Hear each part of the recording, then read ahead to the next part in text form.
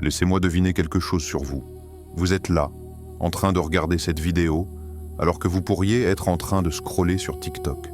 Vous cherchez du contenu qui vous fait réfléchir, alors que l'algorithme vous bombarde de danses virales et de pranks stupides. Vous aimez les conversations profondes, alors que tout le monde autour de vous ne parle que de télé-réalité et de drama sur les réseaux. Et parfois, vous vous sentez seul. Pas physiquement seul, mais intellectuellement isolé. Comme si vous étiez le dernier d'une espèce en voie d'extinction. Quelqu'un qui pense encore, qui lit encore, qui se pose des questions au-delà de « c'est quoi le dernier même ?» Vous regardez autour de vous et vous vous demandez « qu'est-ce qui s'est passé ?» Quand est-ce que l'intelligence est devenue suspecte? Quand est-ce que la réflexion est devenue ennuyeuse? Quand est-ce qu'on a commencé à célébrer la stupidité comme si c'était une vertu? Si c'est vous, vous n'êtes pas fou. Vous n'êtes pas snob. Vous n'êtes pas élitiste. Vous avez juste remarqué quelque chose que beaucoup préfèrent ignorer. Notre culture est en train de glorifier la stupidité. Et ce n'est pas un accident, c'est un système. Un système qui récompense le superficiel et punit la profondeur. Aujourd'hui, on va plonger dans ce phénomène. On va comprendre pourquoi l'idiocratie n'est plus de la science-fiction. Et surtout, on va découvrir comment protéger votre esprit dans un monde qui essaie activement de le diluer. Regardez autour de vous. Qui sont les héros de notre époque? Pas les scientifiques qui font des découvertes révolutionnaires. Pas les philosophes qui nous aident à comprendre notre existence. Pas les artistes qui créent des œuvres qui traversent le temps. Non. Ce sont les influenceurs qui font des grimaces. Les candidats de télé-réalité qui se disputent pour des raisons inventées. Les TikTokers qui répètent la même danse pendant 15 secondes. Les YouTubers qui crient dans un micro pendant 10 minutes pour dire ce qu'ils auraient pu dire en 30 secondes. Et ils ne sont pas juste célèbres, ils sont riches, obscènement riches. Pendant qu'un enseignant qui forme les esprits de demain gagne à peine de quoi survivre, quelqu'un qui fait semblant de manger devant une caméra devient millionnaire. Vous voyez le problème? Ce n'est pas qu'il existe du contenu stupide. Le contenu stupide a toujours existé. Le problème, c'est qu'on l'a élevé au rang d'aspiration. On ne se contente plus de le consommer passivement. On le glorifie, on le récompense. On le transforme en modèle de réussite. Neil Postman, dans son livre prophétique « Se distraire à en mourir », a vu ça venir il y a 40 ans. Il a écrit « Ce que Orwell craignait, c'était ceux qui interdiraient tous les livres. Ce que Huxley craignait, c'était qu'il n'y ait plus de raison d'interdire un livre, car il n'y aurait plus personne qui voudrait en lire un. » Et il avait raison. On n'a pas besoin de brûler les livres. Ils ramassent juste la poussière pendant que nous scrollons sans fin sur nos téléphones. L'algorithme de l'abrutissement. Mais comment on en est arrivé là? Comment une civilisation qui a produit Socrate, Shakespeare, Einstein en est venue à célébrer des gens dont le talent principal est d'être bruyants sur Internet? La réponse est simple et terrifiante. Les algorithmes. Vous pensez que vous choisissez ce que vous consommez? Mais c'est faux. L'algorithme choisit pour vous. Et vous savez ce que l'algorithme optimise? Pas votre croissance intellectuelle, pas votre bien-être, pas même votre bonheur. Il optimise votre attention, votre temps d'écran, votre engagement. Et vous savez ce qui génère le plus d'engagement? Pas la nuance, pas la complexité, pas la profondeur, le scandale, l'outrage, la stupidité spectaculaire, le conflit, le drama, le choc. Plus c'est simple, plus c'est fort, plus c'est immédiat, mieux c'est. Un philosophe qui explique les subtilités de l'éthique kantienne, 5000 vues. Un influenceur qui se filme en train de détruire une voiture de luxe, 5 millions de vues. Un documentaire sur le changement climatique qui demande de la concentration, quelques milliers de spectateurs. Une vidéo de quelqu'un qui hurle des absurdités pendant 3 minutes. Virale en 24 heures. L'algorithme a découvert quelque chose de crucial sur la nature humaine. Quelque chose que les psychologues savent depuis longtemps. Notre cerveau est câblé pour la facilité, pour le plaisir immédiat, pour l'effort minimal. Et le contenu stupide ne demande rien de vous. Pas de réflexion, pas de concentration, pas d'effort. Vous pouvez le consommer en pilotage automatique. Vous pouvez scroller, regarder, oublier, repeat. Sans jamais avoir à penser. C'est ça, le génie diabolique du système. Il ne vous force pas à être stupide. Il rend la stupidité tellement plus facile, tellement plus accessible, tellement plus récompensée que l'intelligence que progressivement, insidieusement, vous commencez à choisir la stupidité par défaut. Mais il y a quelque chose de plus profond ici. Quelque chose de plus psychologique. Notre culture ne glorifie pas juste la stupidité. Elle glorifie le narcissisme, l'exhibition, la performance constante de soi-même, l'obsession de son image, la quête infinie de validation externe. Carl Jung vous dirait que nous sommes devenus une société de personas sans âme. Nous investissons toute notre énergie dans le masque, dans l'image publique, dans le personnage que nous jouons sur les réseaux sociaux.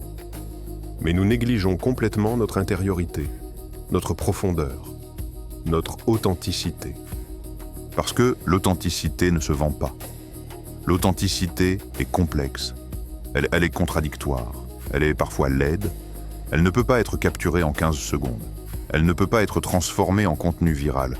Alors on la remplace par une performance de l'authenticité. On se filme en train de pleurer pour montrer qu'on est vulnérable. On partage nos luttes soigneusement éditées pour générer de l'engagement. On transforme notre vie en contenu. Et notre contenu en marchandise. Erich Fromm l'a dit parfaitement. L'homme moderne vit sous l'illusion qu'il sait ce qu'il veut, alors qu'en réalité, il veut ce qu'il est supposé vouloir. Vous ne voulez pas vraiment devenir influenceur, mais on vous a dit que c'est le sommet de la réussite moderne. Vous ne voulez pas vraiment exposer votre vie privée, mais on vous a dit que si vous ne le faites pas, vous n'existez pas. Vous ne voulez pas vraiment consommer ce contenu débile. Mais il est partout, et résister demande un effort que vous n'avez plus. Et savez-vous ce qui arrive aux gens qui résistent? Aux gens qui refusent de jouer le jeu, qui continuent à lire, à penser, à questionner? Ils sont marginalisés, ridiculisés, traités de prétentieux, de rabat-joie, d'intello, parce que l'intelligence dans notre culture actuelle n'est plus une vertu, c'est une menace. Elle vous rend difficile à manipuler, difficile à distraire, difficile à contrôler. Aldous Huxley l'avait prédit dans Le meilleur des mondes. Il n'a pas imaginé un monde où la liberté serait arrachée de force. Il a imaginé un monde où nous l'abandonnerions volontairement en échange de divertissements constants, de plaisirs superficiels, d'absence de pensée. Et regardez où nous sommes. Nous avons accès à plus d'informations que jamais dans l'histoire humaine. Toute la connaissance du monde dans nos poches. Mais que faisons-nous avec? Nous regardons des vidéos de chats. Nous scrollons des mèmes. Nous nous battons dans les commentaires avec des étrangers sur des sujets dont nous ne savons rien. L'intelligence est devenue socialement coûteuse. Si vous utilisez des mots compliqués, on vous dit que vous vous la pétez. Si vous citez des livres, on vous traite de snob. Si vous voulez avoir une conversation substantielle, on vous dit que vous êtes trop sérieux et qu'il faut décompresser. Mais voici ce que personne ne vous dit. Cette glorification de la stupidité n'est pas neutre. Elle a des conséquences psychologiques, des conséquences sociales, des conséquences politiques. Vous avez remarqué comment on ne sait plus débattre, comment chaque désaccord devient une guerre, comment toute nuance est perdue. C'est parce que le discours intellectuel nécessite des compétences que nous ne cultivons plus. La capacité à maintenir deux idées contradictoires en même temps. La capacité à changer d'avis face à de nouvelles informations. La capacité à distinguer entre attaquer une idée et attaquer une personne. Mais notre culture de la stupidité valorise l'inverse. Elle valorise la certitude absolue. L'opinion forte surtout, la réaction instantanée, le jugement immédiat, la simplification extrême. Vous ne pouvez pas avoir une conversation nuancée en 290 caractères. Vous ne pouvez pas explorer la complexité d'une idée dans un TikTok de 15 secondes. Vous ne pouvez pas développer une pensée sophistiquée dans une culture qui récompense les slogans et punit les paragraphes. Alors que se passe-t-il? Nous devenons une société d'opinion superficielle tenue avec une conviction profonde. Nous savons tout et ne comprenons rien. Nous avons des avis sur tout mais n'avons réfléchi à rien. Neil Postman disait « Nous étions en train de nous amuser à mourir ». Nous sommes tellement occupés à être divertis que nous ne remarquons pas que notre capacité à penser s'atrophie, que notre attention se fragmente, que notre profondeur s'évapore. Mais pourquoi on accepte ça? Pourquoi on ne se révolte pas? Pourquoi on embrasse notre propre abrutissement? Parce que la stupidité est confortable. Elle ne demande rien, elle ne remet rien en question, elle ne perturbe pas. L'intelligence, par contre, est inconfortable. Elle vous force à confronter vos contradictions, à questionner vos croyances, à admettre votre ignorance, à accepter la complexité. Et notre cerveau déteste l'inconfort. Il est câblé pour chercher la facilité, la certitude, le confort cognitif. C'est pour ça que les théories du complot sont si séduisantes. Elles offrent des explications simples à des problèmes complexes. C'est pour ça que le contenu superficiel est si addictif. Il ne vous demande jamais de remettre en question quoi que ce soit. Jung appelait ça l'inflation de l'ego. Quand nous refusons de faire face à notre ombre, à notre ignorance, à nos limites, nous nous gonflons d'une fausse confiance. Nous devenons certains de tout et curieux de rien. Et notre culture alimente ça. Elle nous dit « Vous êtes parfait comme vous êtes. N'écoutez personne. Faites-y ce qui vous fait du bien. Vous méritez tout sans effort. » C'est le mensonge le plus dangereux de notre époque. Parce qu'il transforme la croissance en attaque. Il transforme la critique constructive en haine. Il transforme l'apprentissage en insulte. Vous n'avez pas besoin de grandir, vous dit la culture. Vous avez juste besoin de vous célébrer. Peu importe à quel point vous êtes vide. Peu importe à quel point vous êtes ignorant. Tant que vous avez des followers, tant que vous avez des likes, vous existez. Mais il y a un coût. Un coût que vous ne voyez pas immédiatement. Un coût qui s'accumule silencieusement. Chaque fois que vous choisissez le contenu facile plutôt que le contenu substantiel, vous entraînez votre cerveau à préférer la facilité. Chaque fois que vous scrollez sans but plutôt que de lire avec intention, vous affaiblissez votre capacité de concentration. Chaque fois que vous consommez du contenu superficiel, vous rétrécissez votre capacité à penser profondément. Votre cerveau est plastique. Il s'adapte à ce que vous lui donnez. Si vous lui donnez des stimuli courts, rapides, superficiels pendant des heures chaque jour, il se recable pour préférer ça.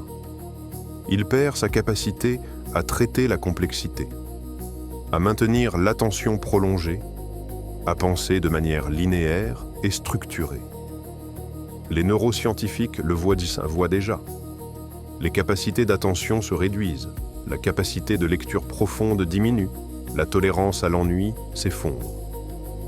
Nous créons des générations dont le cerveau est optimisé pour le scroll infini et la gratification instantanée. Et ce n'est pas qu'un problème individuel, c'est un problème civilisationnel. Parce qu'une société qui ne peut plus penser profondément ne peut plus résoudre de problèmes complexes. Elle ne peut plus créer de grandes œuvres.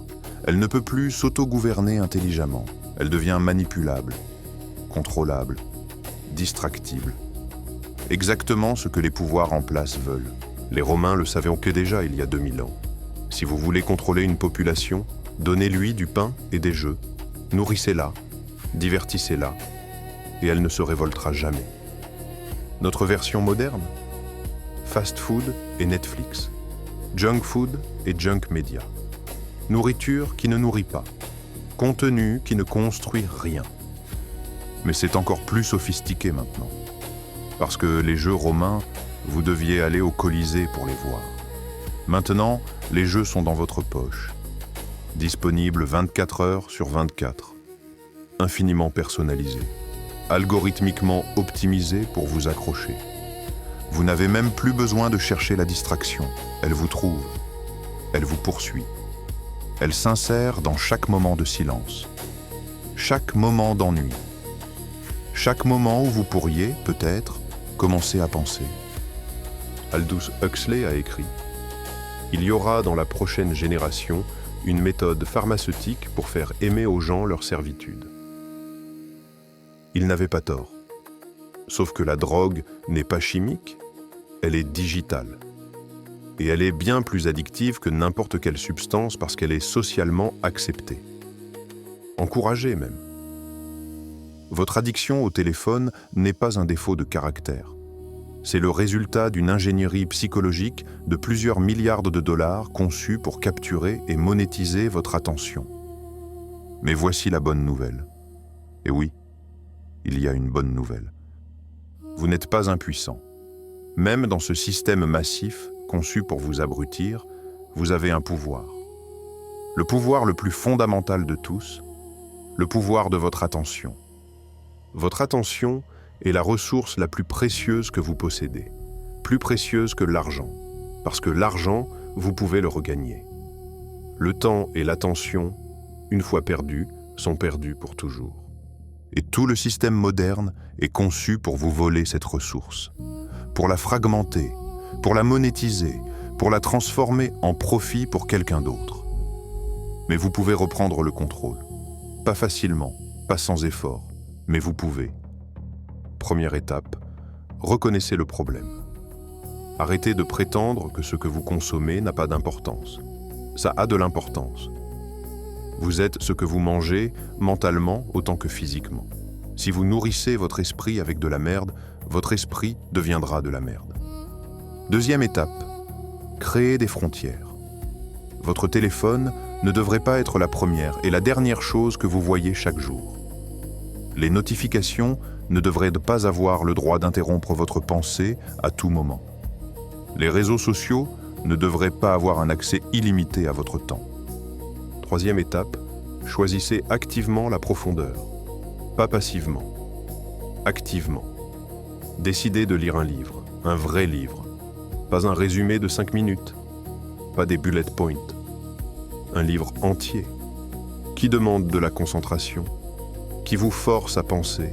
Décidez d'avoir des conversations réelles, des conversations où vous écoutez plus que vous parlez, où vous explorez des idées plutôt que d'échanger des opinions préfabriquées.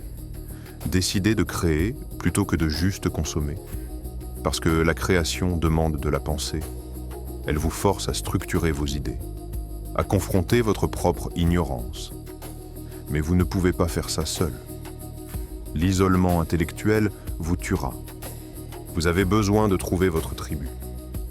Les autres qui résistent, les autres qui lisent encore, les autres qui pensent encore, les autres qui refusent de se noyer dans le tsunami de superficialité.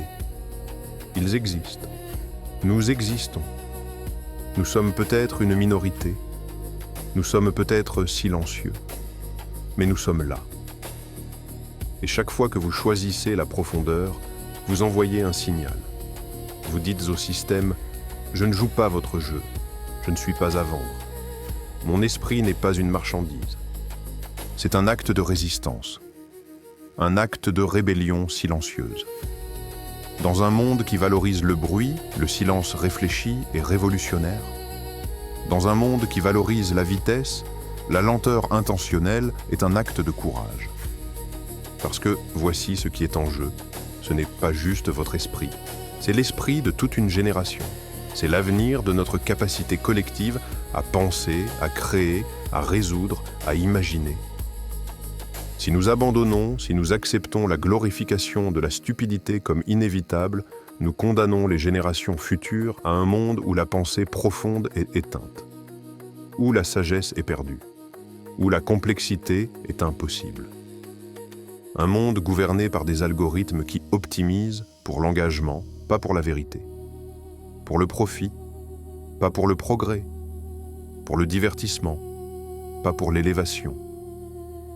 Est-ce vraiment le monde que vous voulez? Est-ce vraiment l'héritage que vous voulez laisser?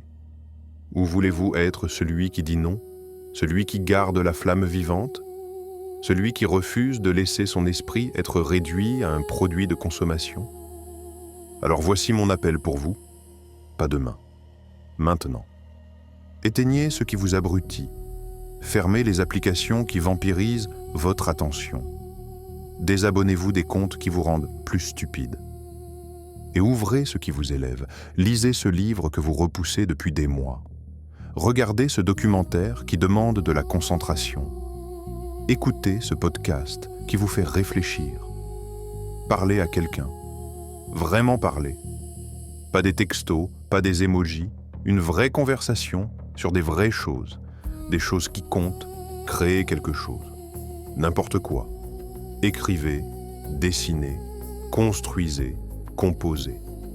Parce que la création est l'antidote à la consommation passive. Et surtout, pardonnez-vous quand vous échouez. Parce que vous échouerez. Vous retomberez dans le scroll. Vous perdrez des heures sur des conneries. C'est normal. Le système est conçu pour ça. Mais revenez. Toujours. Revenez à l'intention. Revenez à la profondeur. Revenez à la pensée. Parce que dans un monde qui célèbre la stupidité, penser est un acte révolutionnaire. Dans un monde qui récompense le superficiel, la profondeur est votre super-pouvoir. Dans un monde qui vous veut distrait, votre attention est votre arme. Alors utilisez-la, protégez-la, honorez-la. Parce que votre esprit n'est pas un produit, c'est un sanctuaire. Et dans ce sanctuaire réside tout ce qui vous rend humain, tout ce qui vous rend libre, tout ce qui vous rend vous. Ne le laissez à personne, jamais.